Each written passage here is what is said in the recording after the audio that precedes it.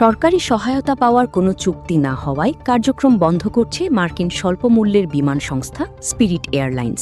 শনিবার 2 মে মার্কিন এই বিমান সংস্থার পক্ষ থেকে এমন ঘোষণা দেওয়া হয়েছে বলে সংবাদ প্রকাশ করেছে দ্য হিল। প্রতিষ্ঠানটির মূল কোম্পানি স্পিরিট অ্যাভিয়েশন হোল্ডিংস জানিয়েছে তারা সুশৃঙ্খলভাবে কার্যক্রম গুটিয়ে নেওয়ার প্রক্রিয়া শুরু করেছে এবং সব ফ্লাইট বাতিল করা হয়েছে। যাত্রীদের বিমানবন্দরে না যাওয়ার আহ্বান জানানো হয়েছে। কোম্পানিটির দাবি, গ্রাহকরা টিকিটের অর্থ ফেরত পাবেন, তবে অন্য কোনো এয়ারলাইন্সে নতুন ফ্লাইট বুকিংয়ে সহায়তা করা হবে না।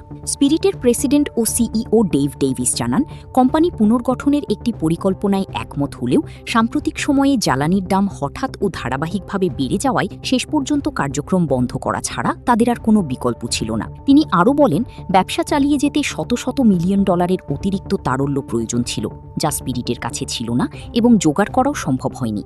এটি অত্যন্ত হতাশাজনক। উল্লেখ্য, ইরানের ওপর যুক্তরাষ্ট্র ইসরায়েলি যৌথ বাহিনীর হামলা শুরুর পর থেকে তেলের দাম বেড়েছে। ধারণা করা হচ্ছে স্পিরিট এয়ারলাইন্সের কার্যক্রম বন্ধ হয়ে যাওয়া যুক্তরাষ্ট্রের বিমান পরিবহন খাতে বড় প্রভাব ফেলতে পারে।